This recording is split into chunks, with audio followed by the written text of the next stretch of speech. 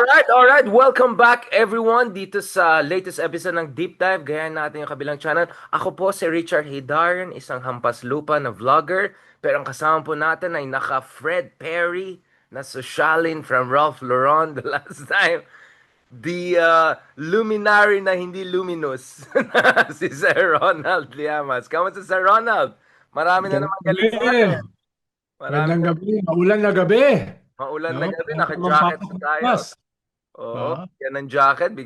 May nagrereklamo sa TF, kaya sabi natin, bigyan ng jacket dyan. Sir Ronald, bago natin awayin ang Supreme Court, kasi may chismis na naman daw na ang Supreme Court ay baka magro-rule sila in a way na matutuwa ang mga ka-DDS natin bago natin puntahan yung inaugural article mo after ilan centuries po yung article sa Philippine Star after 40 years or 25 years.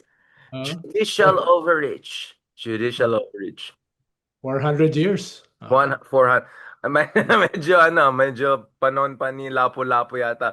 Bago natin puntahan yan, Sir Ronald, simula naman tayo. Ito na. Derenden, derenden. Torre, Nicolas Tornado Torre versus Ah. Bastos. Bastos. Like, ano na, Ikaw Sir ba Ronald? mag- ikaw ba mag-referee? Ikaw ba mag-referee ron? Ha? Undercard daw kami, undercard. Naghanap kami ng katapat. Ayan. Sabi ko na, wag lang si Harry Roque. Wag Para lang. yung shadow boxing mo, wala, hindi na shadow. O, di ba? O. Ano, medyo ano na. Pero hindi. Yung, yung dalawa ni Abalos. Yung dalawa ni Abalos. O.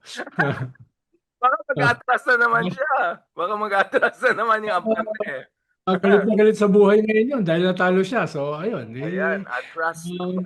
Magpapawis kayo ng konti. Labas ng counting tension. Di ba? Sige lang, Sir Uh, Ronald.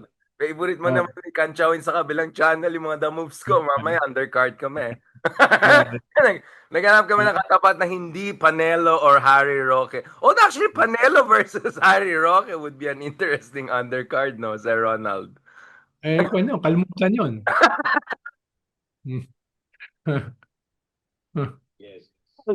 Mga Ron, may MTRCB tayo. Ikaw talaga, Sir Ronald. Basta kalimutan yun. Nawala tuloy yung ilaw natin dito, Sir Ronald. Uh, Naputulan tayo ng electricity dahil sa mga kabulian natin, Sir Ronald. Habang binabalik itong Meralco bill natin dahil may nagalit sa kalokohan natin. Sir Ronald, ano na? Sa tingin mo ba si Torre? Why would Torre do that? Is this parang patola lang style niya? Or baka naman, kakagat naman yung isa, pero kailangan ng drug test yata, no? Di ba, Sir Ronald, may drug test bago? Oo, tama, tama. Oh. Di, tingin ko gusto rin si Torre nagpapa-mainstream na siya eh. Playing Okay. to the crowd. Mali mo, may balak tumakbo yan sa 2028. Minimum senator, di ba? Even So na yan, playing to pero the crowd siya, di ba? Oh. Dahil halos sigurado ko, aatras si Baste. O di panalo siya. Pag oh, hindi eto na umatras naman si tayo sa Baste, Ronald. Naalala mo kay Digong, nagpusta tayo, umuwi naman. Eto na, oh, pag papatol ba hindi si umatras Pastor si o hindi? Baste, knockdown yun. Oh, kwan siya eh. Dami pido, dami pido. Alam ni Torre na malalagay siya sa spot.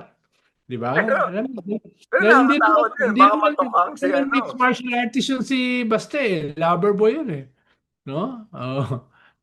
Ikaw yun, Sir Ronald. Pero ikaw lover boy na palaban, di ba? Oo, Kaya mo rin oo. palaban na lover boy. Ako naman, shadow boxing boy. Oo. Wag lang, Ah, supranational boy. Yun lang, yung inaiwasan natin. Sir, speaking of may nagsabi na baka pwede kami ni Cheese. Sabi ko, wait na, check ko yung insurance sa aking kilay bago natin, bago tayo. Wait. Ano bang, ikaw yata nagsabi nun, di ba? Ito yung bilyonaryo report at saka politiko. Parang wala naman ibang pumatol ng mga mainstream. Doon sa report. Vera Files. Vera Files.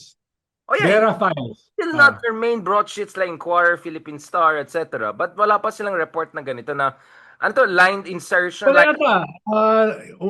Nagsalita na baka bukas mag-mainstream na yan dahil yung DBM yata naglabas ng statement na totoo na insertions daw ni Chis yun.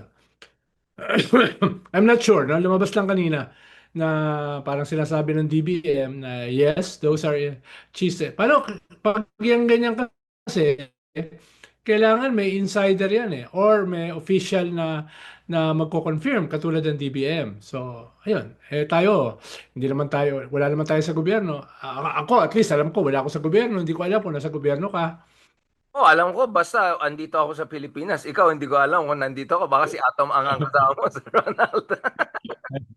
Marami ka rin mga ano eh. Dumadami ang mga Fred Perry, Ralph Lauren. But going back to this, Sir Ronald, speaking of, si Grace mo kaya should come out and say something kasi officially siya yung representative ng Senate as the former Senate Foreign Affairs Committee chairwoman. Should she come out and say, wala akong kinalaman dyan since she's out of the ring naman for now?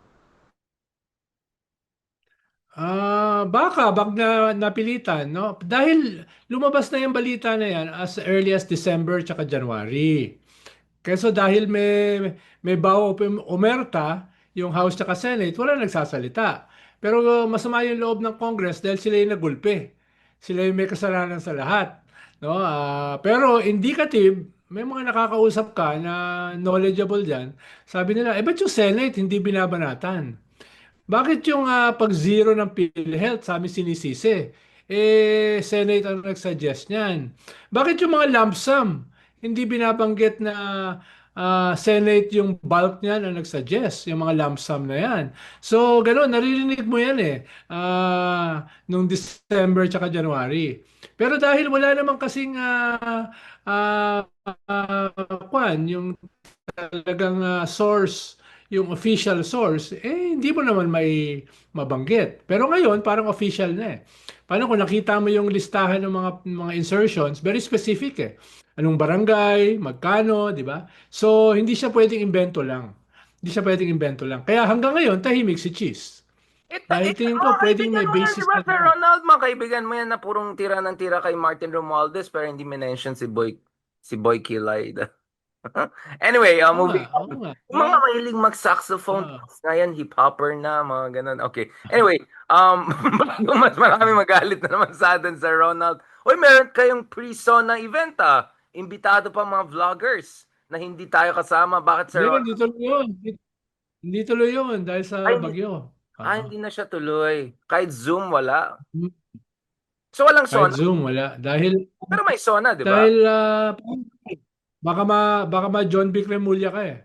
Na habang nag-aayos ng bahay yung mga tao, ikaw kung ano-anong ginagawa mo. So, parang insensitive kung gawin mo yan habang yung mga lahat ng tao ay nasa baha. Naghihirap, oo. Tapos may parating na dalawa pang bagyo. Oh, di ba?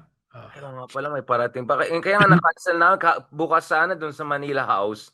Kasama ko si Model. Ay, si ano, yung spokesman ni Cheese sa Senate. Sana magmo-model showdown kami. Yun lang, hindi na daw ituloy. Kasi, Parehas kayo model yun. Parehas kayo model. Oh. oh, Model. Halimbawa, Yun, yung rally kahapon eh. sa Supreme Court, hindi natuloy. Dapat may rally kahapon sa Supreme Court, Oo tapos nga may pala. rally rin sa Friday. Hindi na natuloy dahil nga dyan sa bagyo at saka sa baha. No? So speaking of Kaya bagyo, mm, napakaganda kasi ng ating flood control system, yeah, I mean, drainage system, no, waste management system, no, water impounding system, napakaganda kaya yan. kailangan ba natin, sir, ng flood control day? Yung mga lahat ng contractors ay mag-celebrate sa buong bansa, lahat ng kumita, lahat ng mga nag-enjoy. Kasi parang nakita ko 1 trillion pesos, which is what, $20 billion, ang ginastos over the past Oh, decade over the flood control. I'm just doing the math. That means much of it is during Digong's time, di ba? Mga ilan billion 2.2 trillion. Digong's Hmm. time pa lang, di ba? I mean, again, that Ah, doesn't mean baka conservative pa yan. sa nangyari ngayon. Dahil baka conservative pa yan dahil yung ibang flood control projects naka-integrate sa ibang departments. Nakakalat. So, baka yung Embedded. numbers nila mas mababa pa. Oo.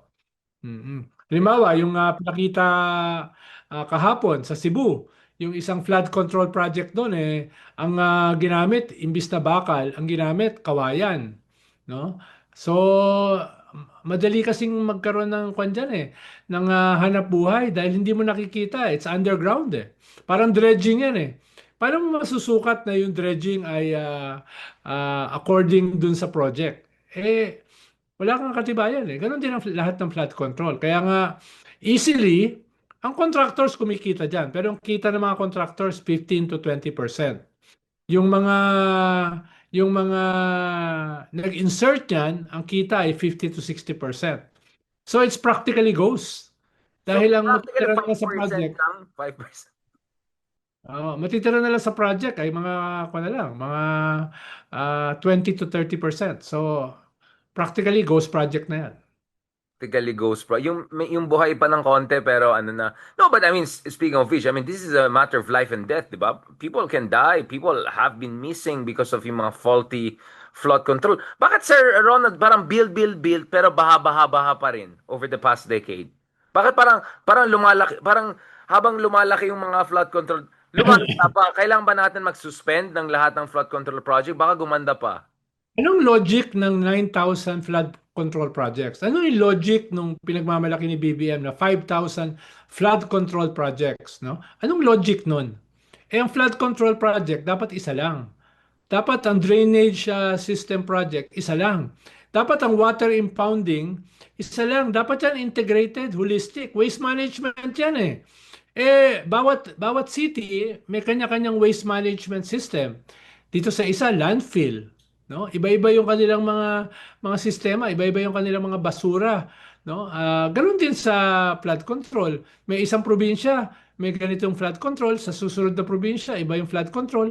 Anong logic na libo-libo ang flood control project? No, dapat isa lang 'yan. Tingnan mo 'yung nangyari sa Copenhagen noong 2011, nagkaroon sila ng Ondoy level na flooding eh. Ang ginawa ng Copenhagen government, nag-spend sila ng 74 billion peso worth na flood control. Hanggang ngayon, wala nang flood. Yung 15 pero years hindi na, naman sila 14, 15 tropical years. country, Sir Ronald. Hindi naman sila tropical country eh, katulad Oh, na. pero nagkaroon sila ng flood. Nagkaroon sila ng Ondoy level flooding. Sure, climate Noong change pa rin. 2011. Yeah. Oo, ang Japan, 70% ng tubig ulan sa Japan, nakokolekta nila sa water impounding, sa mga huge cisterns na underground. Tayo, less than 1% ng rainwater natin ang nakokolekta natin. Kaya, Lahat baha, tapon, no? So, hindi ba yung sistema diyan, it's everywhere na eh. Bakit hindi natin magawa? Dahil yung system of corruption, yung technology is there eh. No, whether yan ay sa Copenhagen, whether yan ay sa Japan, whether yan ay nasa Singapore, nandiyan eh. Yung technology, ang kaibahan natin is yung massive corruption. Yung massive inefficiency brought about by corruption. Yun yung nakikita mo rito. Imagine mo, magsosona si BBM sa Monday, ang backdrop niya, itong flooding. Yan yung kanyang backdrop. Ah. Tapos nakita mo ba yung lumalabas, yung magsasaka na iyak ng iyak dahil yung lahat ng kalabaw niya namatay? Yun yung state of the nation, no? So napaka-minimal na lang nga ng ng disaster insurance sa mga magsasaka. No? Napaka-minimal na. Tapos wala pang maayos na flood control para ma-mitigate para masagip yung kanilang mga sakahan, no? So, yan yung yan yung state of the nation. heads should roll, no? I mean, someone has to be held accountable, negligence, even criminal negligence. Sabi ko nga kay Secretary Bonoan kanina sa Storycon, meron na bang naparusahan sa corruption for flood control? Wala. Wala. Walang naparusahan. Meron na ba na audit na flood control project? Wala. Walang na audit. No? Doon sa Walang trillion. na-audit kasi lahat mabuking, ganun ba yan? Dahil everyone has a skeleton in the closet. Sabi ko nga sa kanya, the elephant in the room is politics. Diba? Politics. Dahil maaprubahan ba yung DPWH project kung tatanggalin niya yung libo-libong flood control? No? Yan yung reality. That's politics for you. Like super corrupt politics. Going back, what about yung water department proposal? Yung Yung alin? water department Hindi proposal. na natuloy. Hindi na natuloy. Akala ko si Babe Singson yung gagawing head nun eh. Hindi na natuloy. No? Katulad ng maraming mga proposal na magaganda, hindi natutuloy. Ang natutuloy yung mga pangit na proposal. Katulad ng Hindi natuloy 20% yung tax water increase. control. Ba't hindi na Yun. yung water department?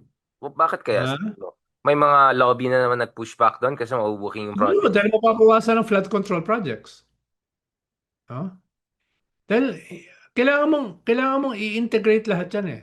Kailangan mong i-integrate ang waste management sa flood control. Kailangan mo siyang i-integrate sa drainage. Kailangan i-integrate mo siya sa water impounding.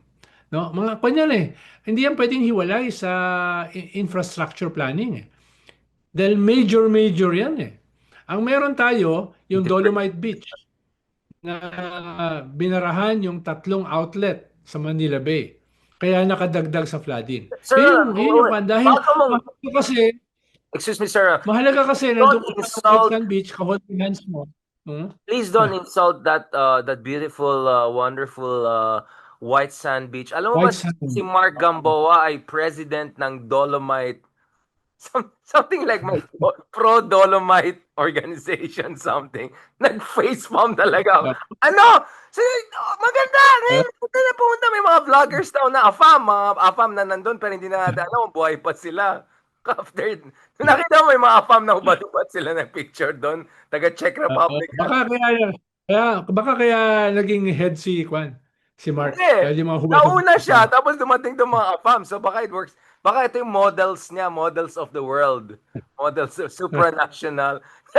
Sa na talagang nung nalaman ko si Mark Gamboa ay president ng Dolomite something, parang joke ba to? Sabi ko, maganda talaga, pumunta ka dito talaga. Naghahanda na sila ng Kwan, eh. Naghahanda na sila ng cases dyan, ha? Dahil hindi yan kasama sa Kwan, eh. Hindi yan kasama sa NEDA approved plans. Isiningit lang yan somewhere. Kaya hinahanap ngayon, sino nagsingit? Paano nagkaroon niya ng 500 million? No? Sino nagsingit? Hindi yan kasama sa Kwan, eh. Si ano yung Sa Yusek NEP, hindi Antipodes? yan kasama sa NEDA. Yung sino yung Oh. pangalan niya? Yusek Antipodes? Yung Si Yusek Antiporda, si Antiporda Antipodes, yung yeah, yun. person, siya yung defender. No? Siya yung kwan dyan. Kaya kasama yan sa mga makakasuhan. Kaya sabi mo kay Mark, keep a safe distance. Ay, si Mark, ano na, he doesn't remember the episode. It was, may magagaya naman yung kaibigan natin, si Mark, may mga ano siya eh, may mga, nag-evolve siya, tapos hindi na maalala yung earlier iterations. Kaya mahal na mahal ko yun si Mark, eh, nag-improve siya eh.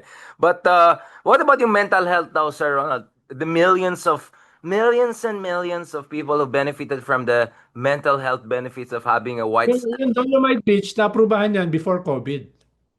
So Kaya it has tumulong nothing to nung do with COVID COVID. time kasi wala daw mental health ng tao kasi stress na stress. I-implement siya during the COVID time. Pero yung approval niyan, bago pa, before we even heard of COVID. Ibig sabihin, may milagro. Foresight. Ibig sabihin may foresight ang mga Duterte. They could O see it may coming. milagro. Paano siya naaprubahan nang wala siya sa NEP, wala siya sa NEDA plan? No? Yung COVID, kung na lang yun, pang spin na lang yun later on. No? Buti nga Eh, ba't naman pupunta dyan yung mga tao? Di ba? During COVID. Of course, they will stay at home. Di ba? Kinuha na lang marami talagang pumunta noon nung COVID time. Daming tao doon, Sir Ronald. Tingnan mo yung mga vlogs yun ni na lang yun. Gamboa. Kaya nga nung naubos yung White Sand, gumastos sila uli ng 100 million para dagdagan yung White Sand. Oh. Ano yan? Parang hindi siya natural eh. Kaya dagdag ng dagdag yan eh. Dagdag ng Tapos, dagdag yan. tapos bumabalik sa dagat, lalong nadudumihan. Kaya, ang dagdag ng dagdag yan. Hindi na natural White Sand yan eh. Binuhusan mo lang eh. Saan ba kinuha yung White Sand? Cebu Sa ba? Cebu? Oh, Cebu, yeah, exactly. So, sinira pa nila somewhere else. Going back to our topic, kasama doon sa 142 billion, allegedly, na insertions ni Senate President Chis Escudero, ay maraming flood control doon. Ang sabi nga nila, Alam yung ko, flood white sand, wala nang white projects sand sa beach na Samar, may Sorsogon or Bulacan, walang ganoon. tawag Walang, nila layering. Dahil ibig sabihin ng layering, double, triple funding for one flood for control one project. project, multiple iterations. So, Oh, parang yung kanilang ginawa sa Bulacan, yung kanilang solar-powered lights. Walang nakalagay kung gaano kahaba yung kalsada. Walang nakalagay kung ano yung vehicular traffic, gaano karami.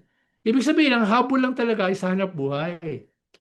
No? Parang yan diyan sa flood control. Yung isang flood control diyan sa 142 billion, nakalagay lang 500 million. And then uh, another 500 million. And then another 500 million. Same place. No, same place. Ang tawag dyan, So, variation on a theme, parang, you're testing different versions, di ba? Yung parang experimental. ah, okay lang sana kung 50,000 pesos, 500 million eh. Medyo So, pang fashion show yatang creative director yatang vibes ng mga kahit kaibigan siguro natin. yung kahit siguro yung Milan or Paris fashion show hindi ganyan kamahal eh to organize, no? Mm. I'm sure our boy Kilay, resident boy Kilay, knows a thing or two about Milan. Mas favorite kay Milan kaysa Paris. But ikaw, Sir Ron, marami kang mga trivia alam. Ano nangyari nung 1997 Milan Fashion Week, Sir Ron, at na hindi namin alam? Kami ni Mark Jodrop, kami yung sa Miss Japan na Polish candidate na. Okay, where do you get this information, Sir Ronald? Yun din ba yung nagbigay ng katana sa'yo na may death marks, may ganon? Siyempre. Namisumari ka talaga dyan sa top.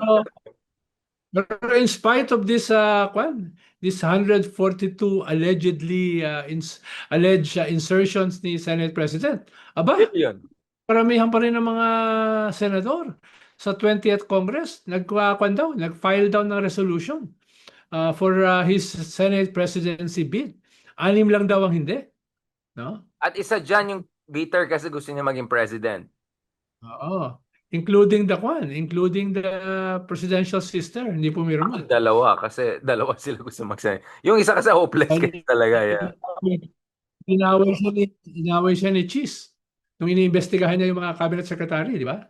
Mm. Wow, interesting, interesting. Masarap pala mag-majority, Sir Ronald, no? Masarap mag-majority. Kung totoo itong 140 billion, parang masarap mag-majority. Dapat may goodies ka. Kaya ka nga buboto for the Senate presidency dahil yung Senate president ay bibigyan ka hindi lang ng chairmanships, no? Bibigyan ka rin ng mga mga Hindi lang flood air, control. hindi lang furniture, may Oh, kabuhayan showcase, may pabrika, 'di ba? Kompleto. Kaya pala masarap mag-majority. Ah. Wala tayong sinasabi, 'di ba, Sir Ronald? Marami daw galit sa atin. wala. We are Oh. sowing division daw. Wala. Kung Oh. daw tayo, Sir Ronald. How Oh. dare we ask Sabi bakit nga yung nila, sabi Oo, nga nila, ang dapat banatan yung kalaban, hindi yung mga oo, kakampi. how Pero dare pero ang alam ko kasi we have higher standards para sa kakampi kaysa sa kalaban, di ba? Yeah, ayun nila ng standard, Sir Ronald. Masama daw magkaroon ng standard kasi pag magkaroon tayo ng standards, maging purist daw tayo. So dapat wala tayong standards kasi Ay, pragmatic daw, purist. sir. Naive daw tayo, Sir Ronald. We don't know anything about Para policy. manalo, dapat hindi purist, di ba? Dapat irespeto yon, Hmm. no? Lalo talaga hindi masarap maging purist kung may 140 billion na insertions yung majority, di ba? I mean, I get it. I mean, I perfectly get it, Sir Ronald. Pero yun nga, Sir And Ronald, I think that's the tip of the iceberg. Dahil almost 7 trillion na yung yung budget di budget. ba? Hindi lang naman yan ng mga insertions, marami pa yan. Lalo na kung ikaw ang umuupo sa GAA. Ikaw yung umuupo sa BICAM. Kahit hindi mo trabaho yon, 'di ba? At tingin ko sooner or later kailangan magsalita ni Grace po, Exactly. 'di ba? That's what I'm thinking. Actually, she should speak out kasi idadama yung pangalan niya as a finance committee chair. Una, hindi na siya senador. Sa So, BICAM. hmm. Yeah, I'm sure may plano din siya. I mean, she could still be at least VP. Mataas ang ratings na siya. I think she has At Oh, least, eto na, at Sir least. Ronald, minumura ka na. P daw, Oh, letter P good, daw. good. Na, Good. ang dami Last 2 weeks natutuwa of sa atin, Sir Ronald, kasi ano daw, they're really amazed by our naivete, by our purist heart, by our Hmm. innocence, by our Parang, walang, parang stand. wala akong alam na tatawag sa akin na naive. Parang, parang kung may tumawag sa akin doon, I will take it as a compliment. Oo naman. No? I will take it as a delusional compliment, but basta Uh, bawal tayo magkaroon ng standards, Sir Ronald. Let's not hope for the Philippines na medyo umangat ng konti, medyo may party building, konti naman less trapo, more, loyalty, more alignment. Oh, ganun lang naman talaga, Sir Ronald. Eh. Pero I mean, ang ganda ng sinabi ni Mark kahapon. Sabi niya, uh, actually, the more fundamental issue here is that it's not about being purist or pragmatic. It's really about whether you're scared about Duterte's coming back or not.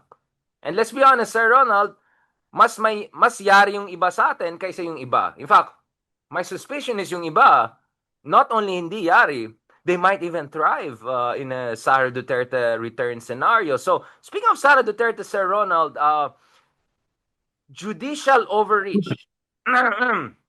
Okay. Mhm. May nagsulat ng article after 274 years and 22 days sa Philippine Star.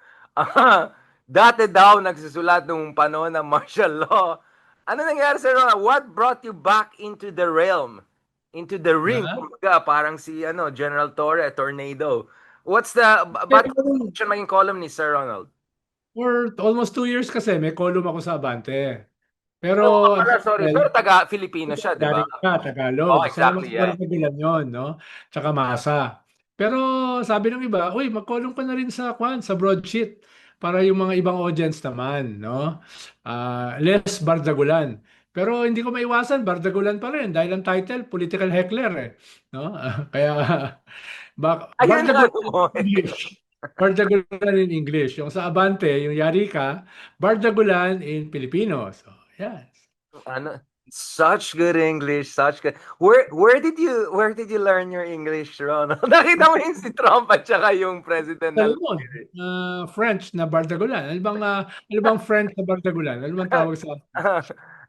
Emmanuel Macron's first, But Sir Ronald, I don't know, you watched that video with the Liberian president, di ba nagsasalita siya, tapos si Trump ay ganun, wow, your English is so good. Tapos, ang nakakatawa, yung katabi niya na taga Gabon na president, na hindi pala marunong mag-English.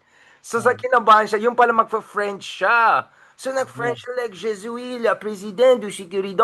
Tapos si Trump, gumana na lang, nag-text-text na, you understand French? I don't speak French. Who speaks French? Parang ginawa na yata yung sumunod eh. But, Sir Arnold, speaking of your ability to speak French and Tagalog and English, your Akin. article was judicial overreach. What do you mean by that, Sir Ronald? What's going on? May alam Well, ba tayo na hindi usually, natin hindi alam? ginagawa ng Supreme Court yan sa isang co-equal branch, katulad ng Congress. No?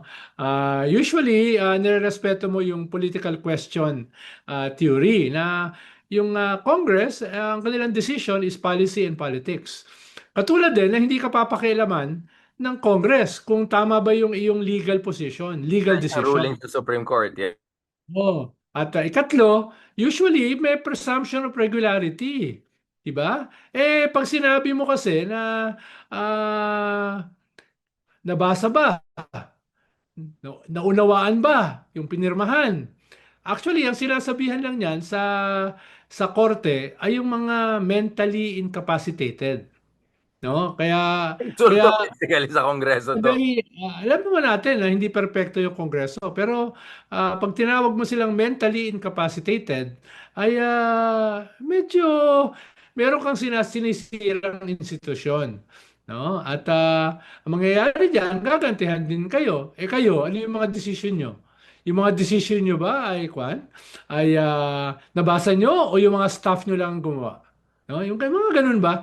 Magsisimula yan ng isang cycle na Opening makikialam the kayo can sa of isa't isa. worms. Oh, you open the can of worms Hindi basically, yeah. kasi dapat makialam yung Supreme Court pag justiciable na yung issue.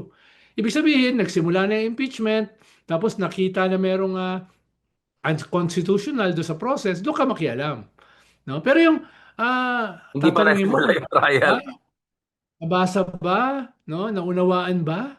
'Di ba? You don't do that, no? Kaya yun yung ibig sabihin ng judicial The overreach. presumption of irregularity ang ginagawa nila. Like, Oo, 'di hindi ba? kami sigurado Baka, sa Congress. baka Parang hindi yata kayo matino eh. Tingnan na nga natin anong ginawa niyo. Parang ganun ang dating. That's what you're saying. oh.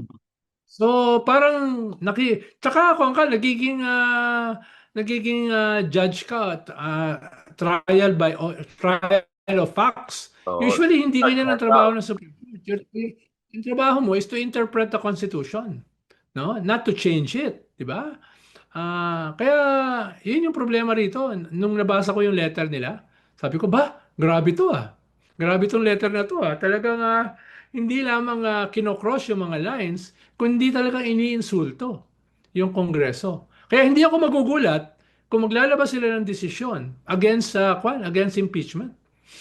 Citing on violation of the Cool. procedures. Parang ganun. Yeah, whatever. You're the Supreme Court. Whatever you say is the law, di ba? You're the gods of Padre Faura. Yun ang tawag sa inyo eh.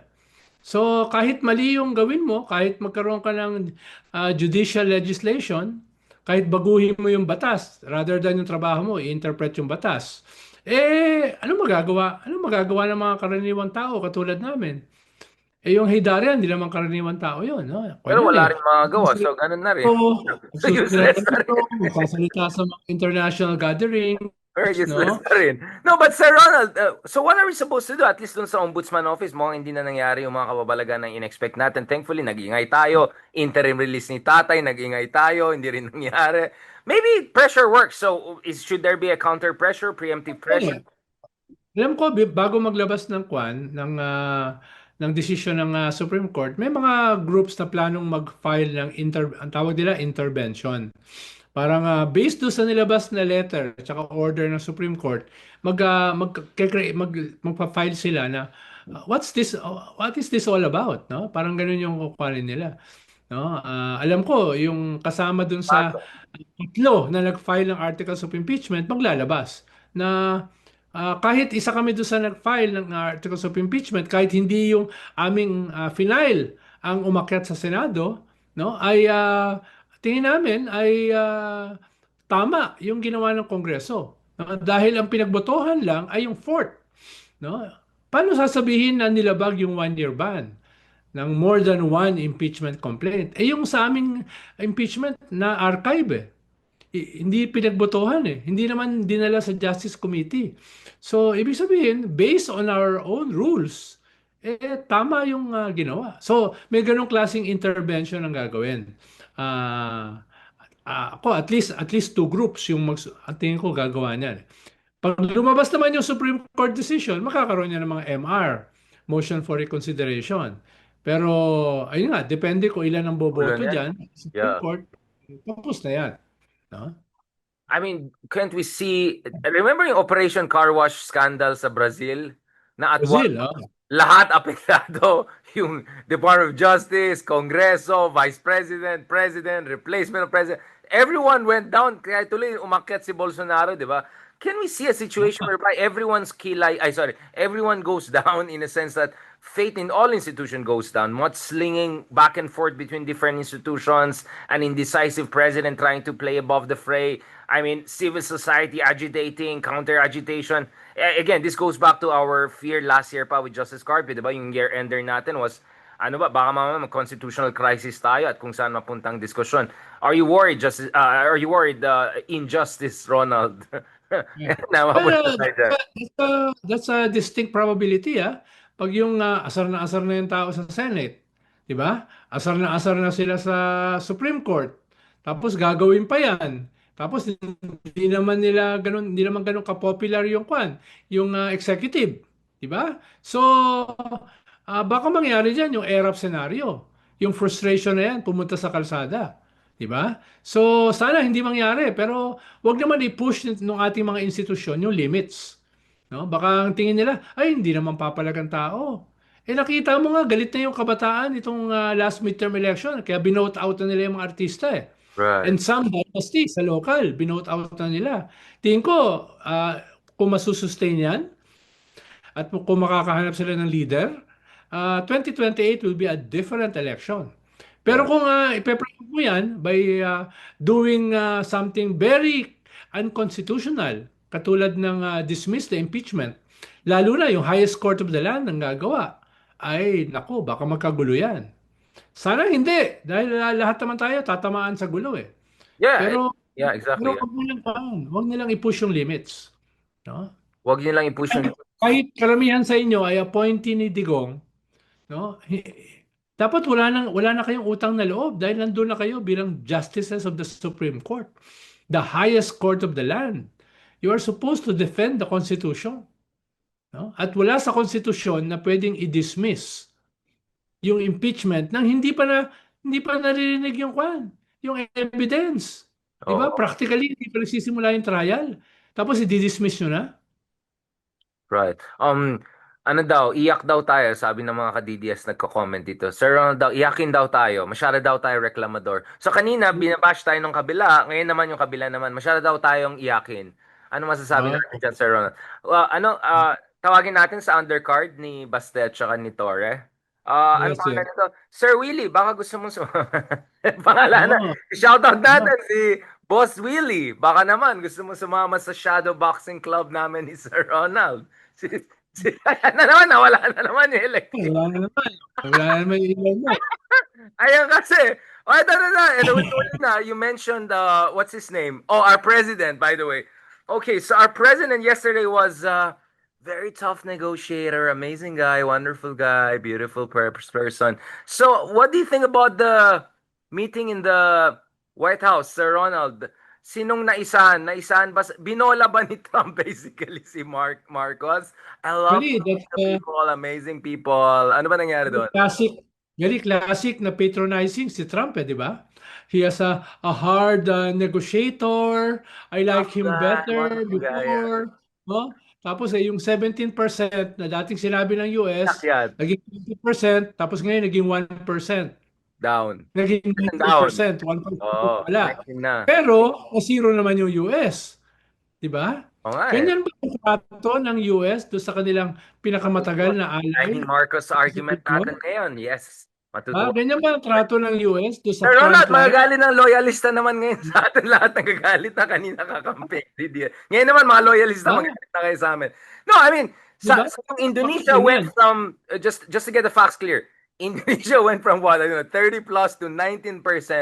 Nag-text lang si Prabowo, the best president of the United States ever. Tapos, sige, I'll give you 19. Ito si BBM went all the way, hindi naman junket, pero malaki yung ano, tapos 1% lang binigay. So, in fairness naman, Philippines and Indonesia are the lowest in Southeast Asia. So, let's not forget that. 19% tayong pareho. Pero may nagsabi, sana nag-zoom na lang siya kung 1% lang ibibigay sa kanya. Hindi kaya mas maganda sa Ronald, nag-zoom call na lang sila ni Tama. oh, Akala ko pumunta siya ron dahil makakakuha siya ng at least yung nakuha ng Japan, 10%. No? Singapore, o yung nakuha ng Japan, 15%. pati No? At Vietnam, least, malaking nabawasan yata. Oo. akala ko he will bring back the bacon. Ang ginawa pala niya ay he gave away the farm. No? He And then gave he away had the. the ears of the bacon for sisig.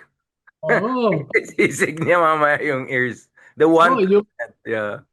Vietnam na dating tinrete ng US ng 100% tariff, nakakuha ng 20%. No? Mas mataas lang sa atin ng Yeah, 1%. Di exactly. ba? Ating kaaway nila. No? So, what was that about? Ba't pa siya pumunta ron? No? Akala ko yan yung magiging main pagmamalaki niya dito sa SONA. Ano pagmamalaki niya sa SONA? Yung flood control? Ano pagmamalaki niya sa SONA after all of this? Sigurado ko, gagamitin ito laban sa kanya. Tapos pinapaliwanag pa niya na maganda yung ating nakuha. No? Paano magaganda yon? Sabi nga ni former US Ambassador, si Harry Thomas, no, galit na galit siya. No, galit na galit siya dahil ang sabi niya ay adding insult to injury. Sabi ni Ambassador Harry Thomas, adding insult to injury. Itong ginawa ng kanilang presidente. So, no less than a former US ambassador. Binanatan yung deal na yan. So, hmm, nakamute ka. Daw, Biden deep state daw yung ambassador na yan. Trump hater daw. MAGA hater. Oo. Oo. Ang daming tanong ng boyfriend ni Marjorie Taylor Greene, na nakita na parang alam ko yung boses na yan, yung boses na nagtanong kay Zelensky na, "Oh, don't you have a suit, Mr. President? Is this all you got? Don't you wear a suit?" Yan, parang yun yung boyfriend ni Marjorie Taylor Greene. Na hindi ko alam kung kick out na sa Republican Party at the rate she's going. But no, but in fact, okay, ganito na lang.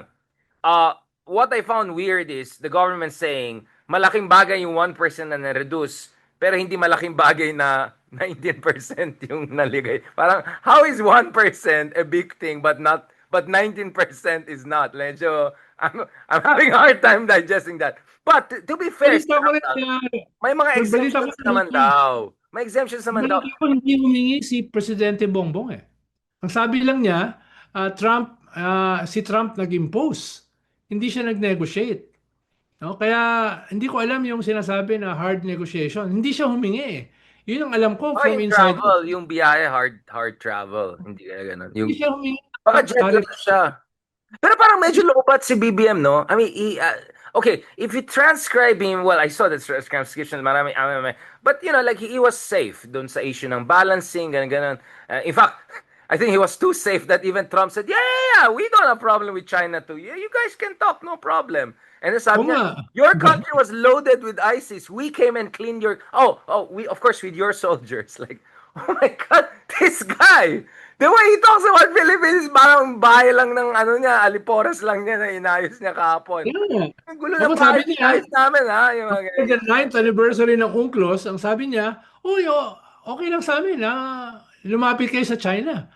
Di ba? I What like was that. that about? We talk to China, no problem. All of us are, we all love Uh, China. Wonderful. pupunta siya sa China, men. With Putin and Xi Jinping. Pupunta sila. Holding hands sila. Tapos kakanta sila ng Kumbaya. Silang tatlo.